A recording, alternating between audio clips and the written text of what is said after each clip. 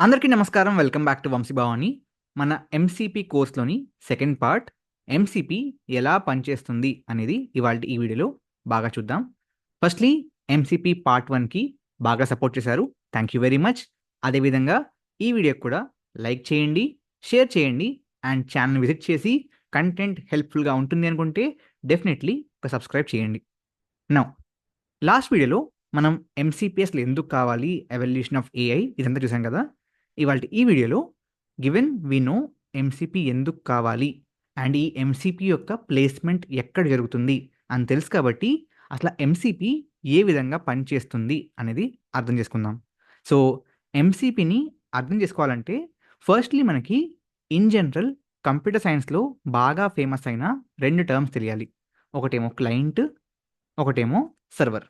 Okay, మీరు already IT ఇండస్ట్రీలో ఉండుంటే which many of you would be, మీకు ఈ క్లయింట్ అండ్ సర్వర్ అంటే తెలిసుండొచ్చు ఆర్ ఇప్పటికే చాలాసార్లు వినుండొచ్చు, రైట్? సింపుల్గా చెప్పాలి అంటే server is anything which serves something, right? In case of web applications, in case of websites and all, ఇందులో ఏ కంప్యూటర్ ఆర్ ఏ మషీన్ అయితే యాక్చువల్గా ఈ వెబ్ యాప్స్ ఆర్ వెబ్సైట్స్ని హోస్ట్ చేసుకుని రిక్వెస్ట్ చేసినప్పుడు సర్వ్ చేస్తాయో వాటిని సర్వర్స్ అంటాం, రైట్?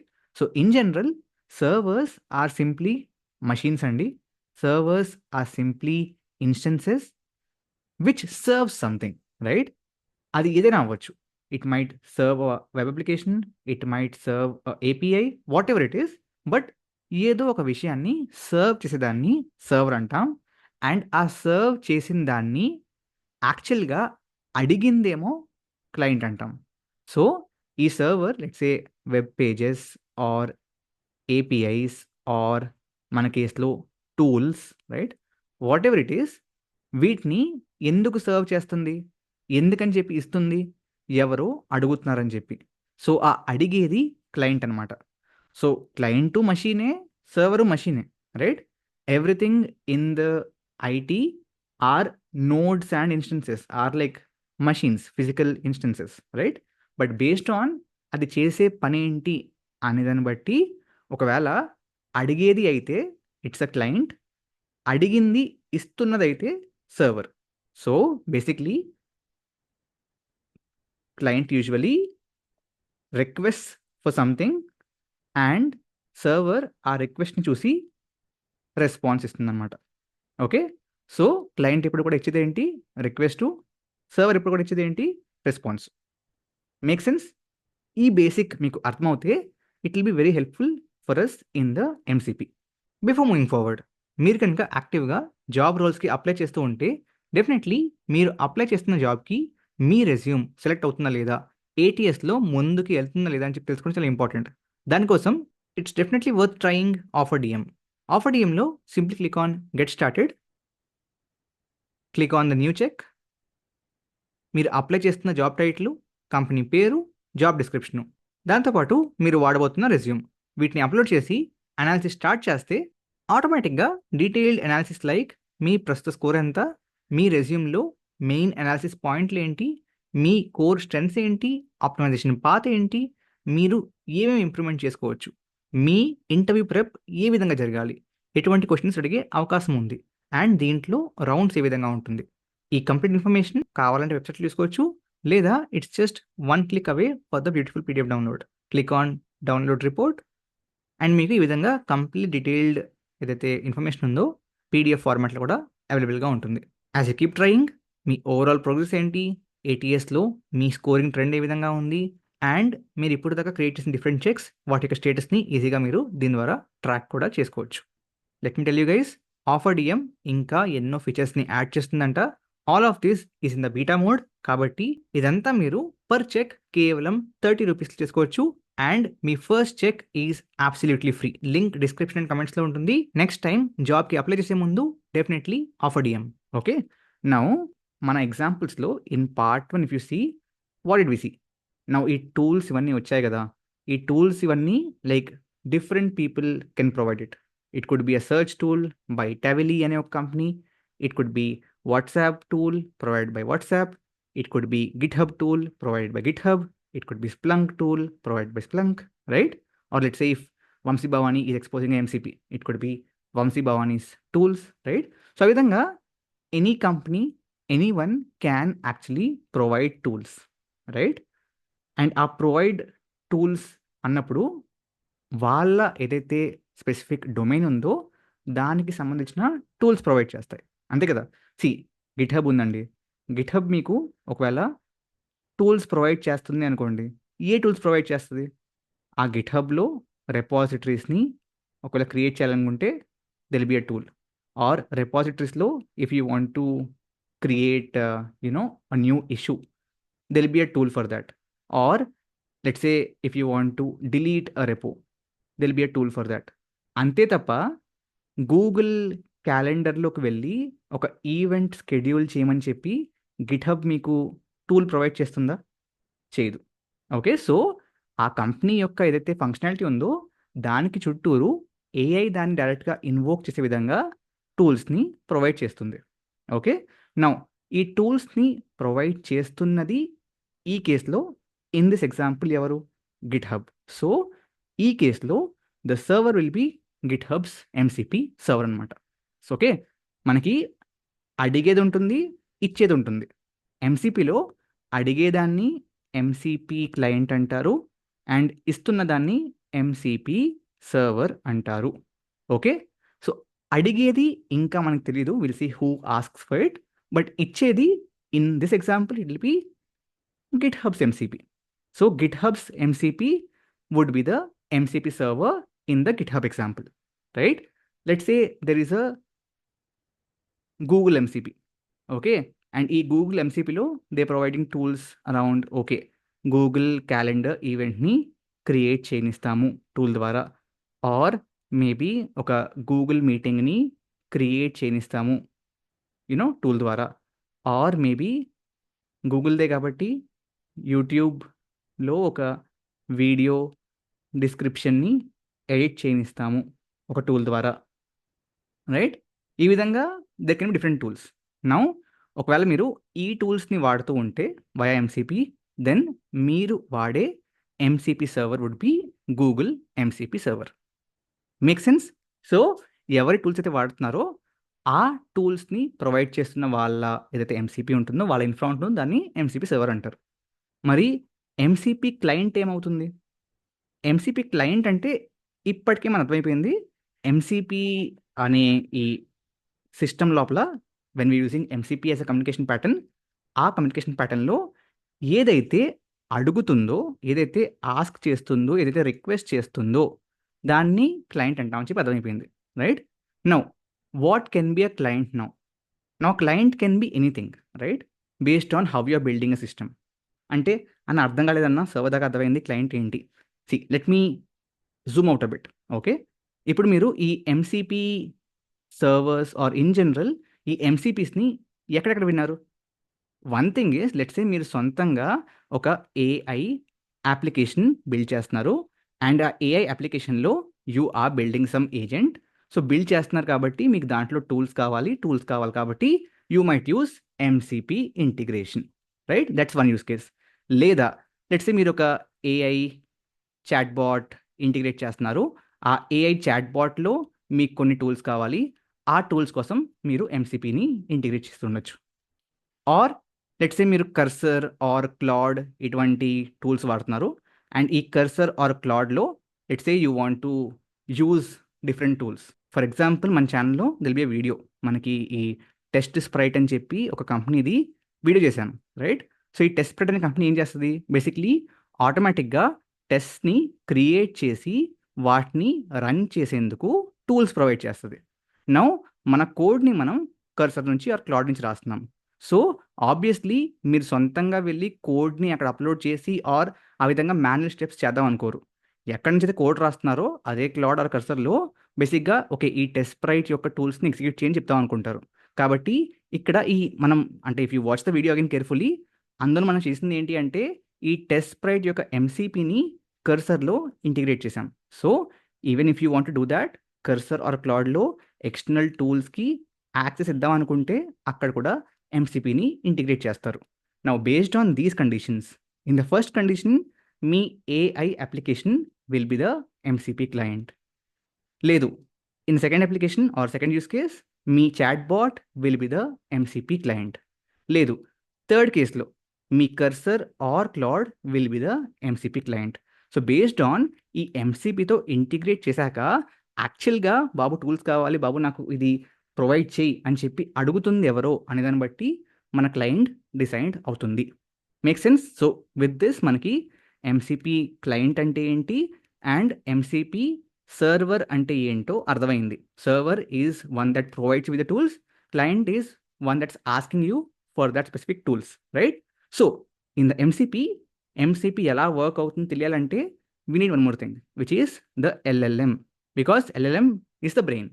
LLMs ఉన్నాయి కాబట్టి ఈ AI agents, all of that. I think we already discussed about it in the part 1. So how does it work? So basically, let's say you have a MCP client.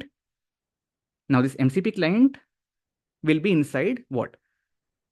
Inside a system. Now what is the system? Either it could be your AI application or it could be your AI chatbot or it could be your tool like Claude or Cursor, right? So ఈ మూడు ఏవైతే ఉన్నాయో, again మూడు పేర్లు కదా, మూడు పేర్లు కాకుండా ఈ మూడింటిని కలిపి or any of these things which are in this AI space, వాటిని మనం అన్నిటిని కలిపి హోస్ట్ అని చెప్పి పిలవచ్చు, రైట్? ఈ హోస్ట్ లోపల we'll have the MCP client. So we have a host, we have a MCP client, we have a MCP server and we have a LLM, right? So ఈ హోస్ట్ ఆర్ ఏదైతే ఈ AI chatbot or application or Claude or Cursor ఉందో దాంతో user మాట్లాడతాడు. So user ఏమంటాడు? User can say okay, create a GitHub issue for repo 123 saying that login button is not working, right? This is a valid prompt, is not working. అంతే కదా? User వచ్చి either a అప్లికేషన్లో or a చాట్బాట్లో or కర్సర్లో or క్లాడ్లో he'll just come and say create a GitHub issue for repo 123 saying that login is not working, right? So అక్కడితో ఏమవుతుంది? So ఆ క్వశ్చన్, ఆ ప్రాంప్ట్ మీ హోస్ట్కి వెళ్ళింది, which is application or Claude లాంటి టూల్ ఆర్ చాట్బాట్. అక్కడి నుంచి మీ ప్రాంప్ట్ బేసిక్గా firstly it will go to the LLM. Okay, LLM చూస్తుంది. LLM చూసి ఓకే ఇది క్వశ్చను, దీనికి సంబంధించిన టూల్స్ నా దగ్గర ఏమైనా ఉన్నాయా అని చూస్తుంది.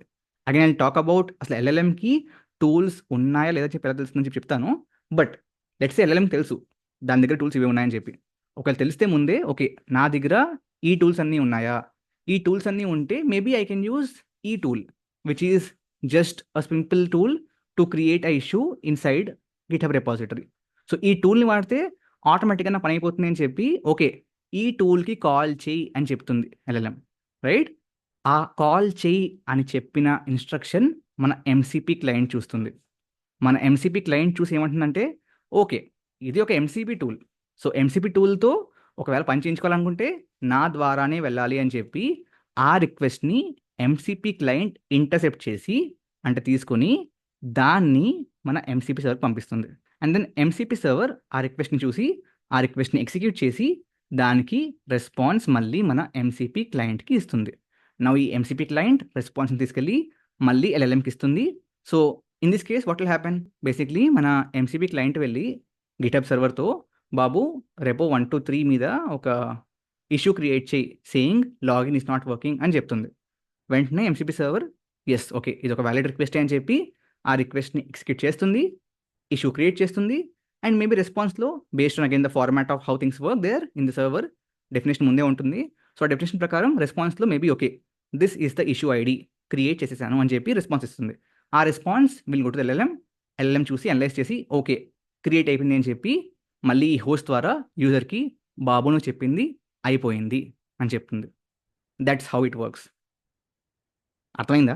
కొంచెం కన్ఫ్యూజింగ్గా ఉందా? Let's clear that. See user వెళ్ళి హోస్ట్ని ఒక క్వశ్చన్ అడుగుతాడు, ప్రాంప్ట్ ఇస్తాడు ఇది ఒకటి, రైట్? ఆ ప్రాంప్ట్ తీసుకెళ్ళి ఇది LLMకి ఇస్తుంది. LLM దగ్గరికి ముందే కావాల్సిన టూల్స్ అన్ని లిస్ట్ ఉంటుంది. ఆ లిస్ట్లోంచి నాకు పనికొచ్చేది ఏదైనా ఉందా అని చెప్పి LLM చూసి ఒకవేళ ఉంటే ఆ టూల్కి కాల్ చేయి అంటుంది. ఆ టూల్ కాల్ చేయని చెప్పి LLM చెప్పినప్పటికీ డైరెక్ట్గా LLM కాల్ చేయదు. మధ్యలో it will B intercepted by మన MCP client. So MCP client చూసి ఓకే ఇది MCP టూల్ కాల్ కాబట్టి నేను ఈ పని తీసుకోవాలని చెప్పి వెంటనే MCP క్లయింట్ తీసుకెళ్ళి ఆ రిక్వెస్ట్ని MCP సర్వర్కి ఇస్తుంది. MCP సర్వర్ ఏం చేస్తుంది, ఆ రిక్వెస్ట్ చూసి ఎగ్జిక్యూట్ చేసి రెస్పాన్స్ మళ్ళీ మనకి క్లయింట్కి ఇచ్చేస్తుంది. క్లయింట్ తీసుకెళ్ళి రెస్పాన్స్ LLMకి ఇస్తుంది. LLM చూసి ఓకే పని అయిపోయింది అనుకుంటే response will be given back to the user via the host. అంతే, అంతకుమించి ఏం లేదు. Make sense? Now let's understand okay LLMకి ఇవి టూల్స్ ఉన్నాయి అని చెప్పి అసలు ఎలా తెలుసు. MCP సర్వర్లో basically how are things defined, ఒకసారి ఆ ఫార్మాట్ చూద్దాం. And also one good point to discuss here is ఈ MCP client and MCP server basically JSON RPCలో డిస్కస్ చేస్తాయి. Again they need a common communication protocol, right? So that's JSON RPC. Again, if you want to know more about JSON RPC, I can make a video separately, but అంత డెప్త్లోకి వెళ్ళవలసిన అవసరం లేదు. It might start confusing you bit, but if you're interested let me know. Part 10లోనే ఎప్పుడో ఒకసారి cover చేస్తాను, right? Also one thing that వీళ్ళు చంద్రని అడిగారు ఏంటి అంటే, అన్న ఇప్పుడు ఈ కోర్స్ చేస్తున్నాం కదా, దీన్ని యాజ్ అ స్కిల్ రెజ్యూమ్లో యాడ్ చేసుకోవచ్చా, సర్టిఫికేట్ అయినా ఉంటుందా అంటే, ఫస్ట్ థింగ్ ఈజ్ అబ్సల్యూట్లీ మీరు డెఫినెట్లీ దీన్ని యాజ్ అ స్కిల్ మీ రెజ్యూమ్లో యాడ్ చేసుకోండి. సెకండ్ థింగ్, సర్టిఫికేట్ కావాలంటున్నారు కదా, it's a free course in YouTube, but మీరు ఇదే విధంగా రెస్పాన్స్ డే 10 దాకా ఇవ్వండి. I will make sure to give you all certificates. I will do that. Just make sure మీ సైడ్ నుంచి సపోర్ట్ బాగా ఇవ్వండి, నా సైడ్ నుంచి నేను మీకు సపోర్ట్ చేస్తాను. I will try to give you all certificate after day 10, right? That second thing. Third thing is MCP is a really good skill, and ఈ స్కిల్ మీరు నేర్చుకుంటున్నారు, మీకు వచ్చు అని చెప్పి మీ లింక్డ్ఇన్ ఫీల్డ్లో if you're starting to post things మీకు ఆపర్చునిటీస్ అన్లాక్ అవ్వచ్చు. కాబట్టి ఆఫ్టర్ ఎవ్రీ వీడియో మీరు నేర్చుకున్న దాని గురించి ఇన్ యువర్ ఓన్ వర్డ్స్ ఏం నేర్చుకున్నారు అనేది లింక్డ్ఇన్లో పోస్ట్ చేయండి. మీకు డెఫినెట్లీ ఫీల్డ్లో అండ్ ఆపర్చునిటీస్ అన్లాక్లో హెల్ప్ అవుతుంది. If you want you can tag me, help you with increasing the reach for that. But irrespective of that, try to learn in public, దానివల్ల కూడా మీకు హెల్ప్ అవుతుంది. Make sense? Great. Now let's see how things look like on the MCP server and actually LLMకి okay నా దగ్గర ఇవి tools ఉన్నాయని చెప్పి ఏ విధంగా తెలుస్తుందో ఇప్పుడు చూద్దాం. సో MCP సర్వర్లో 3 విషయాలు ఉంటాయి. ఇందాక నుంచి టూల్స్ అంటున్నాం కానీ టూల్స్తో పాటుగా MCP server also has information about resources and prompt templates. Okay, tools అంటే తెలిసిందే, ఏదైనా యాక్షన్ పర్ఫామ్ చేసేందుకు it's more like a function. We already discussed. What are resources? నా ఈ టూల్స్ ఎగ్జిక్యూట్ చేసేందుకు if you need any domain knowledge, okay for example మీకు గిట్హబ్లో issues ఏ విధంగా వర్క్ అవుతాయి అనేది, అంటే మీకు అంటే LLMకి అసలు ఇష్యూస్ ఏ విధంగా వర్క్ అవుతాయి అనేది తెలియకుండా డైరెక్ట్గా టూల్ కాల్ ఏ ఇన్ఫర్మేషన్ చేయాలో తెలియదు, రైట్? దానికోసం there'll be documentation or resource in the resources. And prompts is more ఒకవేళ మీకు ముందే okay let's say you want information, అంటే ఇష్యూ క్రియేట్ చేయడానికి let's say you want information of title, description, right, difficulty level, and let's say is it new bug or existing bug. ఈ విధంగా 4-5 కావాలి. But LLM చూసిన వెంటనే just title and description మాత్రమే ఇచ్చింది.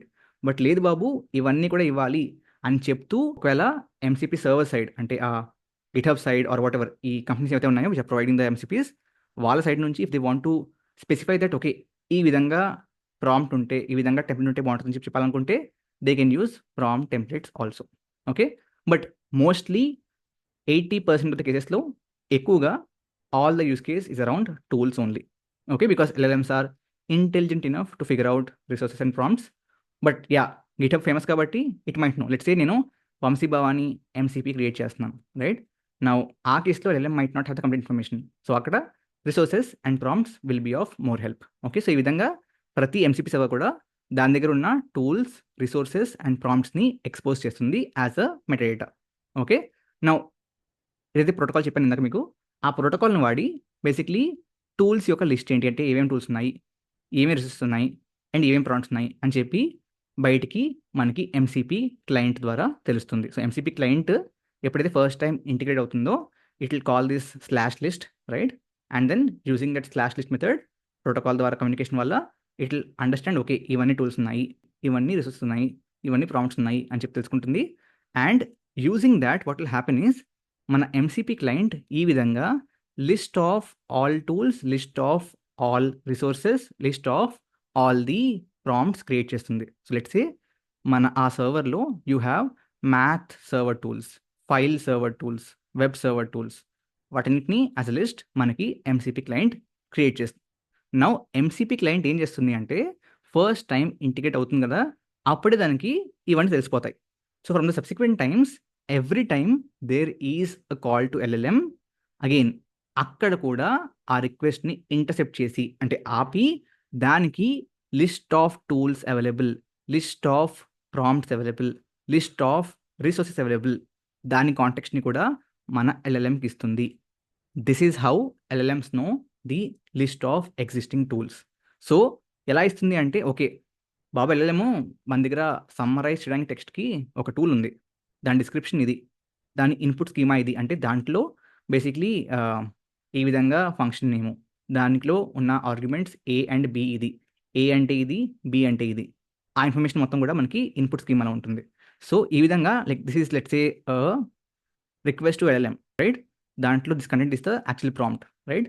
Now దీంతో పాటు ఏమంటుంది అంటే టూల్స్లో బాబు మన దగ్గర ఈ టూల్స్ అన్నీ ఉన్నాయి, let's if you have multiple tools, వాటిని లిస్ట్లో యాడ్ చేస్తుంది, ఇవన్నీ కూడా ఉన్నాయి, కావాలంటే వాడుకో అంటుంది. సో ఎల్ఎల్ఎం దగ్గరికి not just prompt, list of tools కూడా వెళ్తాయి. సో చూసి ఓకే మన దగ్గర ఉంది కదా లెట్స్ యూస్ దిస్ అని చెప్పి ఎల్ఎల్ఎం వెంటనే మీకు జేసన్ ఫార్మాట్లోనే కావాల్సిన ఏదైతే రిక్వెస్ట్ ఉంటుందో దాన్ని క్రియేట్ చేస్తుంది. ఆ రిక్వెస్ట్ని ఆ తర్వాత మన ఎంసీపీ క్లయింట్ మళ్ళీ ఇన్సెప్ట్ చేసి డైరెక్ట్గా అదే కాల్ చేస్తుంది, వచ్చిన రెస్పాన్స్ని మళ్ళీ ఎల్ఎల్ఎంకి ఇచ్చి ఆ ఎల్ఎల్ఎం ద్వారా హోస్ట్కి ఆన్సర్ ఇప్పిస్తుంది, అదే యూజర్ చూస్తాడు. Does that make sense? Pakka?